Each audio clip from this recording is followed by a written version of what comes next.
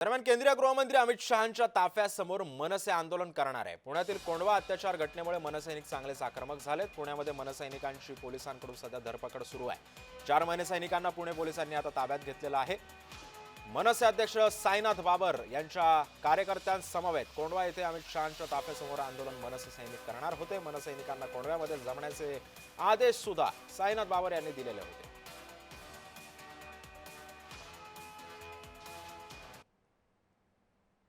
या संदर्भात अधिक माहिती देतोय आमचा प्रतिनिधी रोहन कदम सध्या आपल्या सोबत आहे। रोहन, सध्या मनसैनिकांची धरपकड होते, आतापर्यंत किती मनसैनिकांना ताब्यात घेतलेलं आहे, काय अधिक अपडेट्स?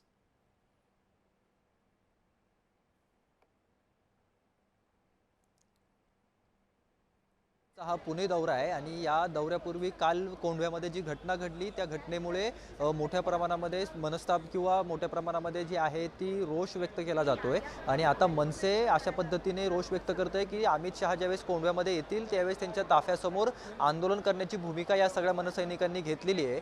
शहराध्यक्ष साईनाथ बाबर यांच्या माध्यमातून अशा प्रकारचे मेसेजेस जे ते कार्यकर्त्यांना पोहोचलेले आहेत। अनेक कार्यकर्त्यांना आता 11:30 वाजेपर्यंत जे आहे ते कोंढव्यामध्ये जमणं अशा प्रकारच्या सूचना ज्या आहेत त्या साईनाथ बाबर यांनी दिलेल्या समजत आहेत। खरं तर अनेक ठिकाणच्या कार्यकर्त्यांची धरपकड जी आहे ती पुणे पोलिसांकडून केली जाते। कर्वेनगर असेल, कोथरूड असेल, अलंकार असेल, कोंढवा असेल, वानवडे असेल, या ठिकाणच्या भागातील कार्यकर्त्यांना पुणे पोलिसांनी ताब्यात घ्यायला सुरुवात केल्याची माहिती सध्याच्या घडीला मिळते।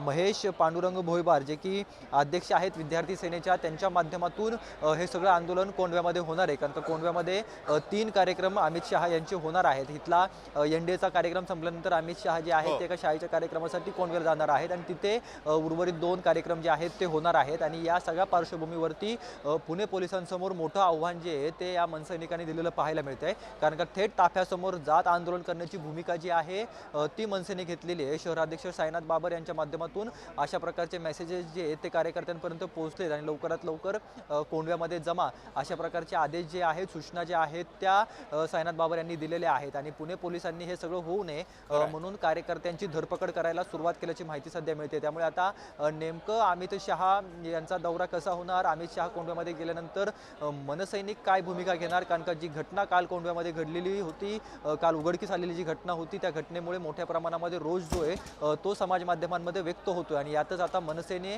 थेट अमित शहा यांच्या ताफ्यासमोर आंदोलन करण्याची भूमिका सध्या घेतल्यामुळे पोलिसांची मात्र या सगळ्यामध्ये चांगलीच तारांबळ उडालेली पाहायला मिळते। सिद्धेश, धन्यवाद रोहन, तू दिलेल्या अधिक माहितीबद्दल।